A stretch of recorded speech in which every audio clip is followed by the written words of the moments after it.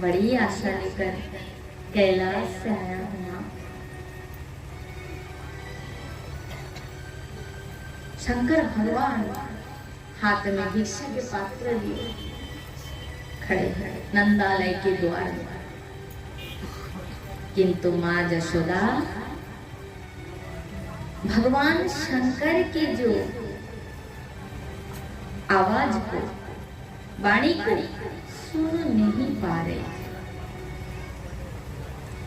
तब भगवान श्री कृष्ण ने स्वयं योग माया को आदेश दी है, जाओ हे देवी, कैलाशपति शंकर भगवान पधारे हैं, मेरी दर्शन की व्यवस्था कराओ। तब उसी समय योग माया वृद्ध गोपी के रूप में आ गई। अरे यशोदा गोपी, तू क्या कर रही है? तू देखती नहीं है यशोदा, दौर पे बड़े बुद्ध बाबा पधारे।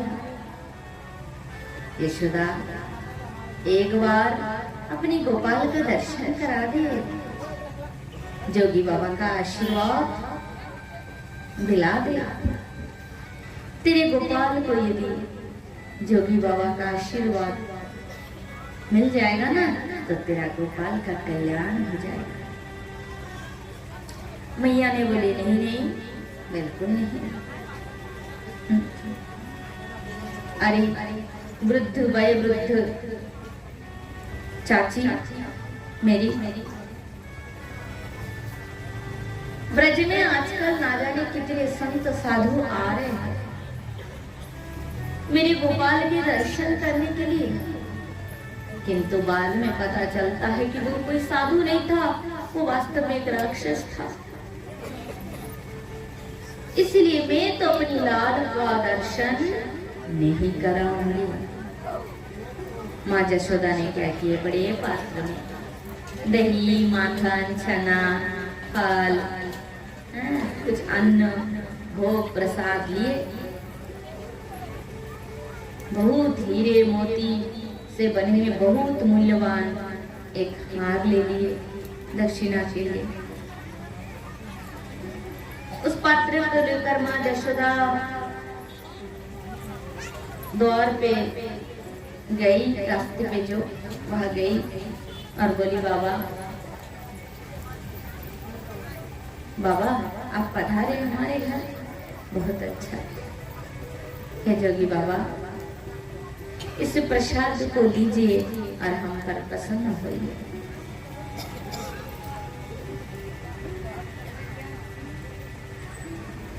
भोलेनाथ ने कहा माँ बहुत दूर से आया हूँ। कहाँ से? बोले कैलाश से चल चल आया हूँ। माँ एक बार अपने प्रभु का दर्शन करा कर, अपने प्रभु का। मैया कहती क्या प्रभु? कौन प्रभु बाबा? मुझे तो कुछ समझ ना आ रही है।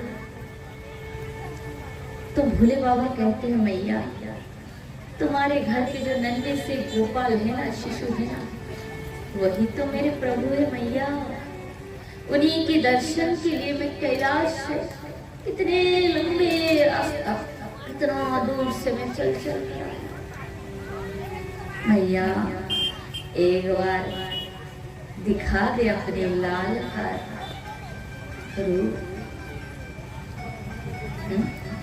जोगी आया तेरे द्वार, निरखने को मुख लाल का। मैया दे दे, दर्शन दिला दे। मैया ने बोली बाबा तुम्हारे तरह से मीठे मीठे बड़े मनछुआ बातें हर कोई आकर कहते हैं तेरे लाल का आशीर्वाद दूंगा, ये कर दूंगा, वो कर दूंगा। बाद में वो मेरे पुत्र को मारने के लिए चेष्टा करते हैं। इसीलिए बाबा मैं ये भूल और दोबारा नहीं करूंगी, करना चाहती हूँ। अतः आप ये भिक्षा ले ले और यहाँ से आनंद से प्रस्थान कर।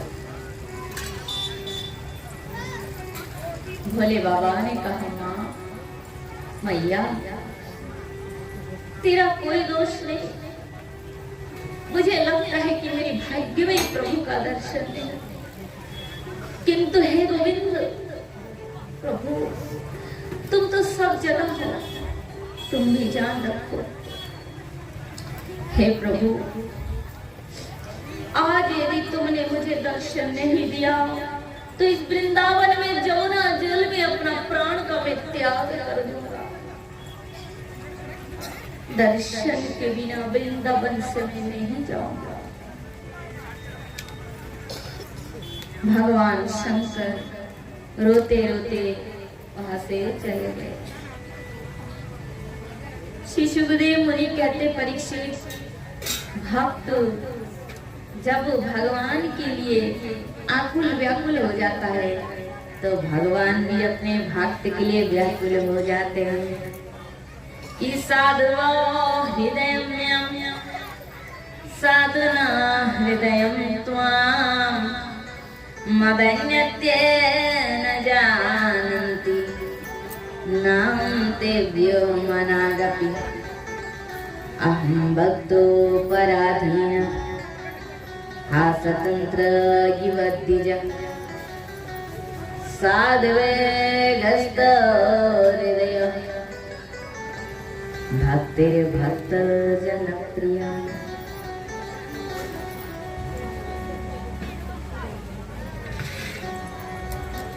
भगवान कहते हैं मैं अपने भक्त का अधीन हूं और भक्त मेरे प्रेम के अधीन।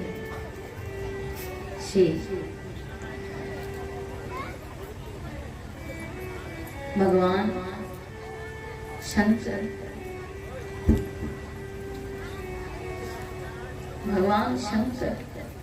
उधर रुदन कर रहे हैं, जमुना के पुलिन में बैठे रहते। भगवान शंकर की रुदन को देखकर नंदालय में गोपाल भी उच्च स्वर से रुदन करने लगे। माँ यशोदा कहती, अरे मेरे बालक को क्या हुआ? बिना कारण मेरे ये पुत्र क्यों रो रहे हैं?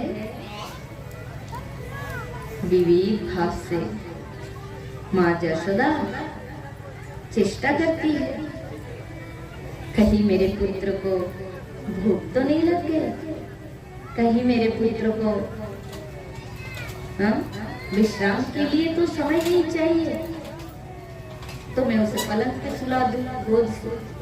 बहुत प्रकार से माँ यशोदा उपचार कर रही है, किंतु गोपाल का रोना बंद नहीं होता। तब उसी समय वही पूर्णमासी गोपी आई। उन्होंने कहा, यशोदा मुझे तो ऐसे लगे कि तेरे उस जोगी बाबा के लिए तेरे लाला रो रहे, तू जल्दी से बाबा को खोज करके ला, ढूंढ कर ला। तब माँ यशोदा गई और जमुना किनारे जाकर देखते हैं जोगी बाबा, जिनके लंबे जटाएं, हाथ पे त्रिशूल, आहा बाबा बैठे बैठे कृष्ण नाम का कीर्तन कर रहे हैं। दोनों नयन से माँ यशोदा ने जाकर बोली, बाबा उठो, बाबा रो मत, चलो बाबा तुम मेरे गोपाल का दर्शन करो। जैसी भोले बाबा ने सुना गोपाल का दर्शन कर लो, तब उसी समय मानो भोले बाबा की मृत शरीर में मानो प्राण आ गया। सच में मैं अपने प्रभु का दर्शन कर सकता हूँ।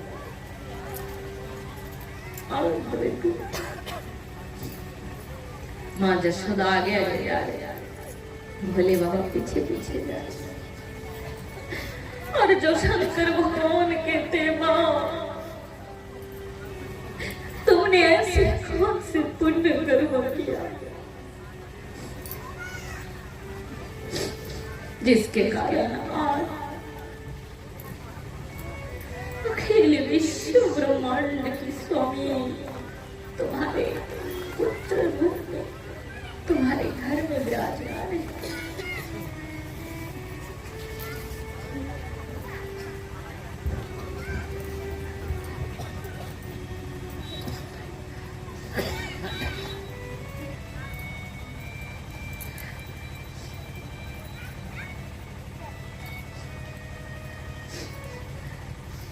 तब भगवान शंकर को लेकर माँ यशोदा नंदालय के द्वार पे जाकर पहुंचे और आनंद में भर माँ यशोदा गोपाल को लेकर आई और उस बाल रूप का दर्शन जब शंकर भगवान ने किया कहने लगे प्रभु है नाथ, युग युग तक ऋषि मुनि तप करके भी ऐसे रूप का दर्शन सुलभ नहीं कर पाते है मेरे प्रभु। मैं तो यही प्रार्थना करती हूँ कि हर जीवों को आपके इस रूप का दर्शन मिलते रहे। नीलमणि समस्त प्रभु के अंग से दिव्य प्रकाश छोटे से माँ यशोदा ने यहाँ पर मयूर पंछ लगा दी है। छोटे छोटे बाल कैसे घुंघरा लो और सुंदर हाथों में गले में मणियों का आभूषण है। मणि माणिक्य का आभूषण, नेत्र लंबे लंबे, पद्मों के पंखुड़ा जानते हैं? पद्म कमल का पंखुड़ा देखे हो आप सब, ऐसे लंबे लंबे होते हैं ना, तो वैसे कृष्ण के नयन उस कमल के पंखुड़े के समान लंबे लंबे हैं, जो बड़े ही मनोहर सुशोभित हो रहे हैं। छोटे से बाल स्वरूप चरणों में सुंदर दिव्य नुपुर है। अंग पे एक दिव्य रेशमी वस्त्र। उस रूप का ऐसे कोई साधारण दर्शन नहीं पा सकते। बहुत साधना, बहुत भजन चाहिए, बहुत ज्यादा भजन करते करते करते करते जब परिपूर्ण मन, प्राण, इंद्रिय, बुद्धि उस प्रभु के भक्ति सागर में डूब जाए। भगवान कृष्ण कहते हैं, हे अर्जुन सुनो, भक्ति योग भी कहते हैं कि न दान न तप न इच्छा न शौचम न व्रतानि च। दान, तप, होम, जप, ज्ञान, ये सब के द्वारा मेरी प्राप्ति संभव नहीं है। तो कैसे संभव है? कैसे? यथा भक्ति मर्जिता, केवल विशुद्ध भक्ति की गंगा जिसके हृदय में बह रही है, भगवान उसके भक्ति के, उसकी विशुद्ध भक्ति के अधीन हो जाते हैं। एक बार जगन्नाथ पुरी में श्री चैतन्य महाप्रभु अपने पार्षद के संग विचरण कर रहे थे। उसी समय दो व्यक्ति गीता पाठ कर रहे थे। एक व्यक्ति गीता के श्लोक को स्पष्ट भाव से पाठ कर रहे थे। संस्कृत था श्लोक, अब जानते हैं गीता के श्लोक किसमें लिखा रहता है? संस्कृत में। व्याख्या फिर अपने अपने अलग भाषा में रहता है। हिंदी में भी व्याख्या है, बंगाली में भी है, उड़िया में भी, हर लैंग्वेज में है व्याख्या। तो दो व्यक्ति, एक व्यक्ति गीता का पाठ कर रहे हैं, श्लोकों को स्पष्ट भाव से, और एक व्यक्ति गीता का पाठ कर रहे हैं किंतु गीता का श्लोक ठीक ठीक स्पष्ट नहीं हो रहा है, भूल हो रहा है कहीं कहीं पे, किंतु उसकी दो नयन से शुरू अश्रु के धारा, प्रेम के धारा। तो उस व्यक्ति ने कहा महाप्रभु से, महाप्रभु ये दोनों व्यक्ति में से किसका पाठ सफल हो रहा है? ये तो श्लोक ठीक से पढ़ नहीं पा रहे, भूल पढ़ रहे हैं, किंतु ये व्यक्ति स्पष्ट पाठ कर रहा है। तो श्री चैतन्य महाप्रभु ने कहा पाठ से भी बढ़कर मुख्य है हृदय का भाव। ये व्यक्ति व्याकरण का विशुद्ध पाठ कर रहा है, व्याख्या ठीक करे, किंतु ये जो आदमी है ये इतना रुदन कर रहा है किंतु वो ठीक ठीक पाठ नहीं कर पा रहा। तो श्री चैतन्य महाप्रभु उस व्यक्ति के पास जाकर पूछे हैं, भैया तुम जो ये गीता पढ़ रहे हो ना, ये ठीक ठीक स्पष्ट नहीं हो रहा है, पर तुम खाली रुदन कर रहे हो। गीता पाठ करते समय ऐसा क्या हो जाता है कि तुम खाली रोते ही हो?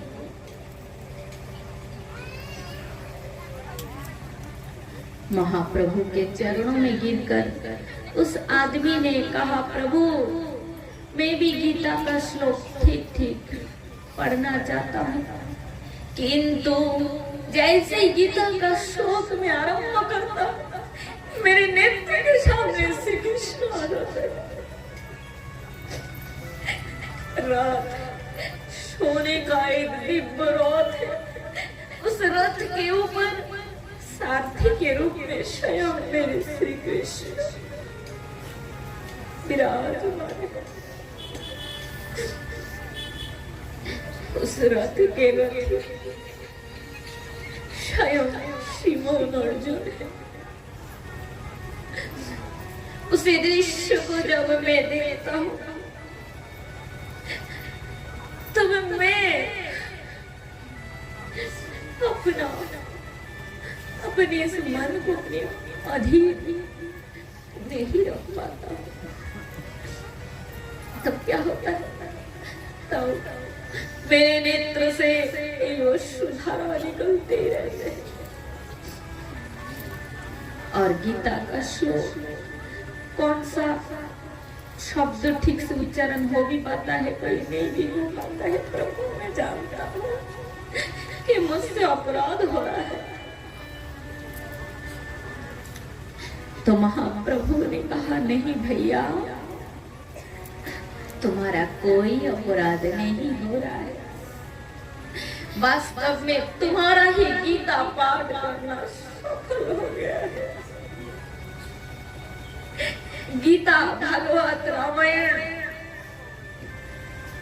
समस्त भक्ति ग्रंथों का पाठ कीर्तन श्रवण का मूल अर्थ केवल कृष्ण में प्रेम है। एक प्रेम यदि भगवान के प्रति जीव का हो जाए तो उसका भागवत सुनना हो गया, गीता पढ़ना भी हो गया। अगर वो जीवन में गीता का एक श्लोक भी नहीं पढ़ा तो भी उसका गीता हो गया। क्यों? क्योंकि गीता पाठ करने का सार ही एक कृष्ण का पंचम पुरुषार्थ प्रेम है। और जिसके हृदय में ये प्रेम नहीं हुआ, प्रेम है कृष्ण के प्रति प्रेम उदय नहीं हुआ, उसका गीता भागवत वेद पढ़ना अभी भी कुछ भी नहीं हुआ। पढ़ रहे हैं किंतु अभी भी सफल नहीं हुए। तो श्लोक भूल हो रहा है किंतु सिर्फ उसके हृदय में इतने दिव्य प्रेम है कि चैतन्य महाप्रभु ने अपने श्रीमुख से कहा कि इसी के ही गीता पाठ सफल हो गया।